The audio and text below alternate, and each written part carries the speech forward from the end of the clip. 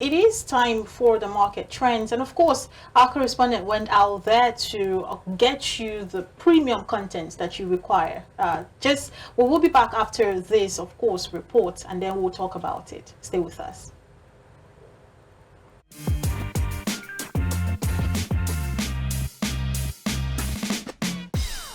With no end in sight to the very challenging situation of business environment in Nigeria, this has to a great extent made it almost impossible for businesses in Nigeria to scale through.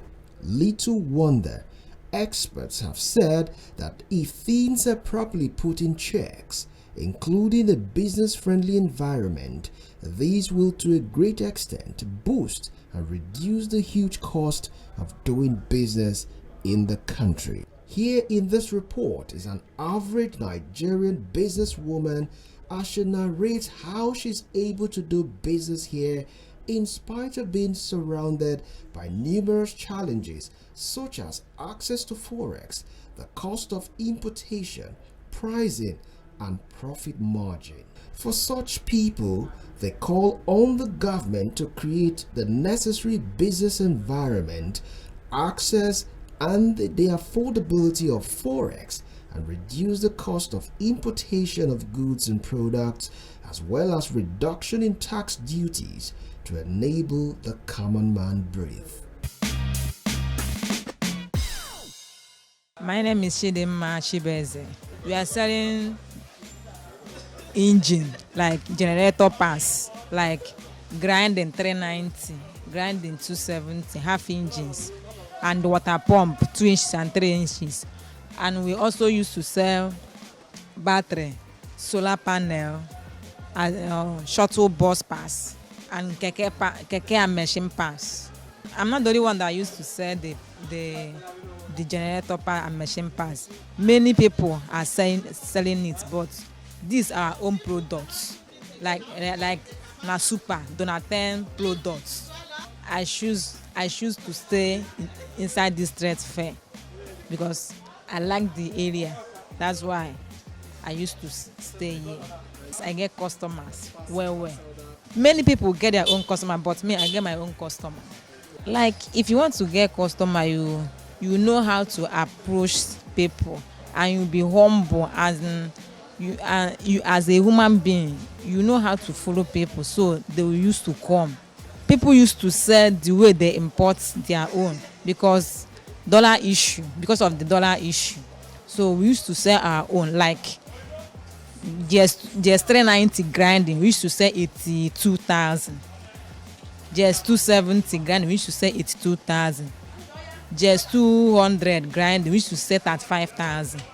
Water pump 2 inches and 3 inches, we used to sell 55,000. Half engine 390, we used to sell 82,000. Half engine 270, we used to sell 82,000. Half engine 440, we used to sell 86,000. Then half engine just 200, short and long with key, we used to sell 37,000. Likewise, I said earlier, people used to put their own price the way they used to import. But my own price, I feel like my own price is better than than other ones. Moga used to import from outside China people, so not in this Nigeria. We used to import it to Nigeria. You check the price that China people give you.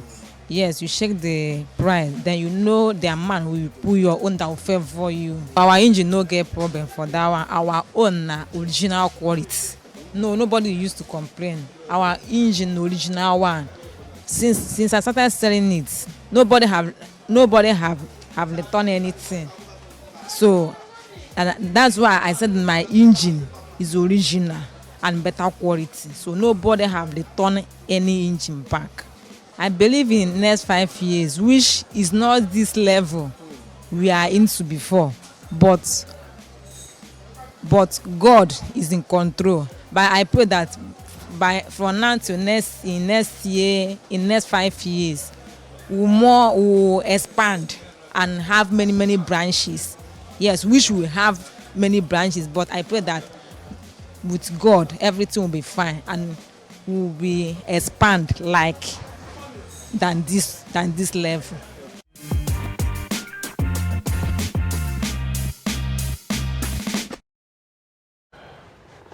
And you're welcome back. Thank you so much for staying with us. We promised to bring you different angles and, of course, different parts of the market. I'm sure you didn't see that coming. I didn't see it coming as well. The people who actually make use of these engines, by the time you go to grind your moi moi and pepper, and they tell you the price these days. I remember growing up, we used to grind stuff, Josh, for as low as 15 naira. Yes. 20 naira. Yeah. You can't try that today. In No, fact, not at when all. was the last time you saw 20 naira bill? Wow. It's been a very long time, in months. Months. Yeah. Oh, I haven't in years. Oh, really? Yes. Wow. Yes. And you know, it kind of brings it home, the economic situation that we're in this country. Sometime last year, I was in the US, and there is nothing you buy that they will not give you coins. They will definitely find a way to hand coins over to you, one way or another. In fact, I still have a purse full of it. I didn't know what to do with it. Before I came home, I tried to, you know, find somewhere to change them to paper money. I couldn't. By the time I was done changing, a good part of it, I still had coins to go home with. Wow. You understand? And I don't know how they do that, but I feel like it's also a way. I mean, they're not the #1 economy in the world for nothing. This is people who take driving their economy seriously, and they keep putting in work. This woman is busy reeling out things they sell and how they sell and how they import. The effect dollar is having on market it's a lot. She's smiling, but I'm sure somewhere at the back of her mind she's just being positive, hoping to sell. Of course, people are not buying, even if they wanted to. It's not even people want to buy. Maybe people need to stay in business, but the monies are not there, and even what you have is not enough, and to grow it is a problem. Why? Because the environment is not good for businesses to thrive. I don't want to have all the conversation. I want to hear what you have to say. Anyway, looking at it from the fact that you talked about the acceptability of the coin, you talked about the fact that you traveled abroad and you were able to use it, but unfortunately bringing it home here, You can't relate. you can't use it because they feel that why should you be bringing coin when you have a dollar bill that you should have used? But understanding the fact that no matter how little, you know, a certain currency is of high value abroad, but here we only respect it when it's in dollar bills. Yeah. So unfortunately, you couldn't, you know, change everything. But coming to the Nigerian situation, and of course, narrowing it to the woman that we just saw the clip, she's very excited about the fact that, first of all, where she does business, it's an ideal place for her. Because I used to tell people, do your visibility study very well when you're doing a business or going into a business, because where people find such kind of services or product matters a lot. So if you want to be centralized, if you want to be strategic, you need to do visibility study, and of course that's what she did, and that's why she's telling us she's excited. Now going to the product she sells, quite genuine as she claimed, because they buy directly from the manufacturers, but the only challenge lies with the FX. The FX is not really comfortable for business, you know, to thrive, especially with regards to you not able to access it.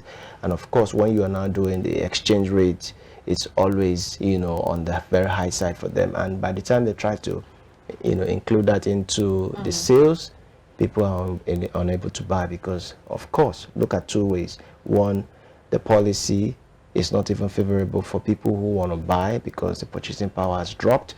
And of course, looking at the fact that people are now struggling with little money over much goods, which also brings about the issue of inflation. So it will be difficult for them to sell much as they used to right about now because of these issues. But notwithstanding, she hopes, as she said, that they would, you know, expand. I just hope how that would happen, especially with the current Nigeria we live in. Of course. She's saying that they would expand in the next 5 years, which is the idea, and they will hope for every business owner. But with the current situation where GSK and the rest of them are folding up, I do not see that happening in the next 5 years, except they have to reverse the policy, because it's the policy that drives the economy. And I'm hoping that these are the issues that, you know, the president will put into consideration before invading Niger.